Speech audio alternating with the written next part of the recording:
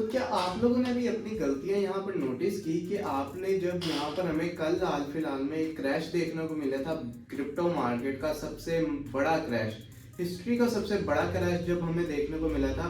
जिन लोगों ने वहां पर फ्यूचर्स में ट्रेड्स ली हुई थी, जिन लोगों ने वहां पर फ्यूचर्स में long position short positions open की हुई थी अपने प्रॉफिट्स के लिए, तो जब उन्होंने, हालांकि काफी ज्यादा लोग वहां पर ऐसे भी थे जिन्होंने स्टॉप लॉसेस भी लगाए हुए थे, उन्होंने स्टॉप लॉसेस अपने मिनिमम रखे थे कि इतने मार्केट पे हमें वैल्यू जाएगी, हम अपने स्टॉप लॉसेस को एक्सेप्ट करके बाहर निकल जाएंगे मार्केट से।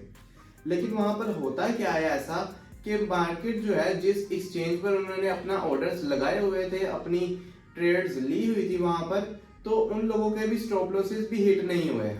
मीन्स ऑफ दैट कि जब मार्केट में वोलेटिलिटी आई तब मार्केट ने उनके स्टॉप लॉसेस भी हिट नहीं किए, डायरेक्ट जहां लिक्विडेशन थी उनकी वहां पर जाके एक हैंग सिस्टम होके उनकी लिक्विडेशन हिट हो जाती है।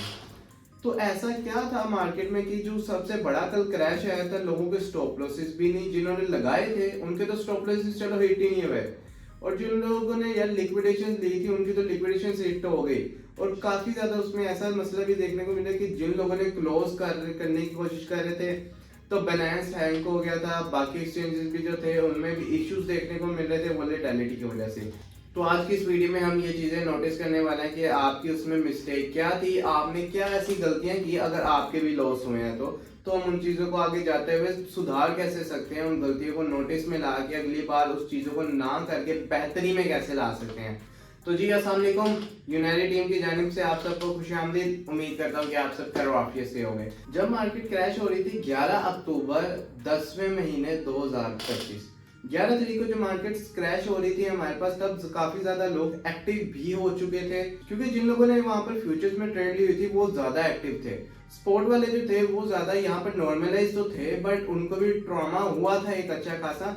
बट जो फ्यूचर्स वाले थे उनके ऊपर सबसे बड़ी मुसीबत थी।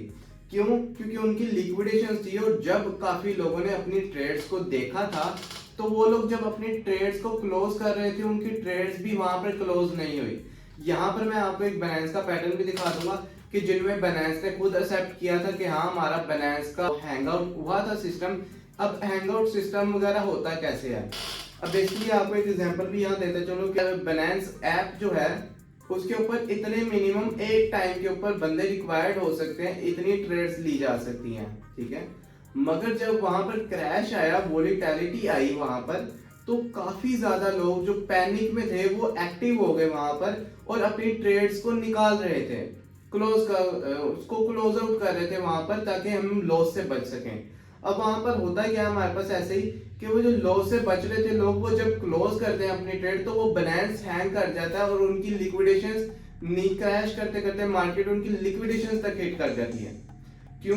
क्योंकि लिक्विडेशन तो मुझे नहीं लगता कि कोई भी लॉन्ग शॉर्ट का बंदा भी यहाँ पर बचा होगा, दोनों ईथर में ही, ना लॉन्ग ना शॉर्ट कोई भी नहीं बचा होगा यहाँ पर फ्यूचर्स में रहते हुए।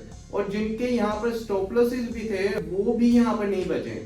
हालांकि स्टॉप लॉस पे तो भाई मार्केट को एक वैल्यू दी गई है, बाइनेंस का कसूर है, बाइनेंस की एक रिस्पॉन्सिबिलिटी है कि आपको एक वैल्यू दी गई है, आपको उसके ऊपर सिंपली हमारी एक्सेप्टेंस करनी है कि यार इस वैल्यू पे मार्केट आती है, हमें मार्केट से निकाल दो, ट्रेड हमारी क्लोज आउट कर दो। तो मगर यहाँ पर होता है ऐसे कि हमारे पास स्टॉप लॉसेस भी वहां पर यूज हुए थे, वो मार्केट ने एक्सेप्ट नहीं किए, और मार्केट वोलेटिलिटी की वजह से और बाइनेंस का इसमें जो रिस्पॉन्सिबिलिटी थी वो नहीं आई और उसमें एक्टिवनेस नहीं दिखाया गया। और वो मार्केट जब थी नीचे, जब जा रही थी, क्रैश आउट कर रही थी, तो बाइनेंस हैंग हो गया था एक टाइम के लिए। जो लोग चाहते थे कि वो अपनी ट्रेड्स को क्लोज करें वो ट्रेड को क्लोज नहीं कर पा रहे थे, और जिनके स्टॉप लॉसेस थे उनके स्टॉप लॉसेस भी हिट नहीं हुए, उनकी लिक्विडेशन हिट हुई यहाँ पर, और जिनकी लिक्विडेशन ही थी तो उनकी तो लिक्विडेशन हिट हुई। तो यहाँ पर जो हमें मसला देखने को मिला, बाइनेंस ने इस चीज को एक्सेप्ट भी किया, और अब इन चीजों को हम सुधार कैसे सकते हैं, ठीक है। क्योंकि ये क्रैश जो है हमें एक्सपेक्टेड तो रहना पड़ेगा इस चीज से कि यार क्रैश आने जाने वाली चीज है, ये अगले महीने भी आ सकता है, कल भी आ सकता है, अभी भी आ सकता है। और अभी ये हमारे पास ग्लोबल वार देखने को भी हमें मिल सकती है, ट्रेड वार भी हमें देखने को मिल सकती है, काफी ज्यादा चीजें जो है इसके ऊपर हमें नॉर्मलाइज देखने को नहीं लग रही हमें, ठीक है। और जो अब हम इसके दूसरी साइड पर जाते हैं कि अब हम इन चीजों को सुधार कैसे सकते हैं, हमारा लॉस तो हो गया, काफी ज्यादा लोग यहाँ पर स्क्रीनशॉट्स भी शेयर कर रहे हैं कि हमारा 15,000 dollar, 20,000 dollar, 60,000 dollar, 1 crore, 20 crore, millions of dollars उनके अकाउंट वाश हो गए।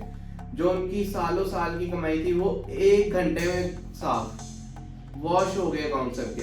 अब हम उस चीज को सुधार कैसे सकते हैं? अब देखो यार, अगर जो हो गया हम उसको तो वापस नहीं ला सकते उस टाइम को। अब जो हो गया उस गलतियों से सीख के आगे बढ़ो, ठीक है। अब आपने करना क्या है, अगर आप कभी भी फ्यूचर ट्रेड करते हो, वैसे तो मैं आपको मना करता हूँ कि फ्यूचर आपके लिए सही नहीं है। अगर आप करते हो तो उसमें आपको करना ये चाहिए कि जब आप अपने सेटअप के ऊपर बैठे हुए हो, मीन तो दैट ये मेरा टेबल है, ये मेरा लैपटॉप है, ये मैकबुक है, मेरा सीपीयू है, मेरा कंप्यूटर है, तो मैं जब तक इस सेटअप के ऊपर बैठा हूँ मैं तब तक ट्रेड ले सकता हूँ। जब मैं इस चेयर से मैं उठ जाऊंगा ना, तब मुझे अपनी ट्रेड क्लोज करके ही उठना पड़ेगा। आप एक रूल लगा के अपने सामने बोर्ड्स पर लगा सकते हो यहाँ पर, जो कि आपको हर बार रिमाइंडर देते चले इस चीज का, ठीक है। क्योंकि जब आप यहाँ से उठ के जाते हो तब आपकी नजर के सामने मार्केट नहीं है और आप वहाँ पर क्लोज भी नहीं कर सकते। समझ लो कि वहाँ पर जब आप यहाँ से चेयर से उठ के क्रैश आ जाता है तो तब आप अपनी मार्केट को क्लोज नहीं कर सकते, आपको बड़ा लॉस देखने को मिलेगा, ठीक है। और ये क्रैश के टाइम पे स्टॉप लॉसेस भी काम नहीं करते, ठीक है। ये मैंने भी आजमाया हुआ है और ये बाकी ट्रेड ने भी आजमाया होगा, जो कि आपको बता सकते हैं इस चीज के रिलेटेड। जो कि लोग पैनिक करते हैं और यहाँ पर वोलेटिलिटी मिलती है। तो आपने यहाँ पर करना क्या, आपने सेटअप के ऊपर जब बैठना है, यहाँ पर नोटबुक लगा लो अपनी, जिस तरह मैंने लगाया। मैंने अपने रूल, जो मेरी गलतियां हैं, मैंने उन सबको राइट करके यहाँ लिखा हुआ है सारा साल। मेरी नोटबुक में मेरे सारे रिमाइंडर्स हैं, जो कि मेरी गलतियां हैं बड़ी बड़ी, मैंने वो सारी लिखी हुई हैं। आप अपने सेटअप के सामने यहाँ पर सारा कुछ लगा सकते हो कि मेरे ये रूल्स हैं। एक हो गया, सेटअप पे बैठ के आपने ट्रेड करनी है और अपनी एक मिनिमम अमाउंट से करनी है कि जो आपका लॉस हो उसको मतलब नॉर्मलाइज भी कर सको, उसको एक्सेप्ट भी कर सको, ठीक है। ये नहीं कि आप वो ट्रेड ले रहे हो जिसमें आप लॉस एक्सेप्ट नहीं कर पाओ, तो ये चीज गलत है कि वो ट्रेड लो जिसमें आप लॉस अपना एक्सेप्ट कर सको। तो ये इन चीज़ों को आपको देख के रखना करना पड़ता है। अगर आप इन न्यूज़ से आगाह रहना चाहते हो टाइम टू टाइम, तो आप हमारे व्हाट्सएप चैनल को, जो कि आपको लिंक डिस्क्रिप्शन में मिल जाएगा इसका, तो आप उस चीज़ को व्हाट्सएप को भी फॉलो कर सकते हो ताकि आप न्यूज़ से आगाह रहो हर टाइम टू टाइम।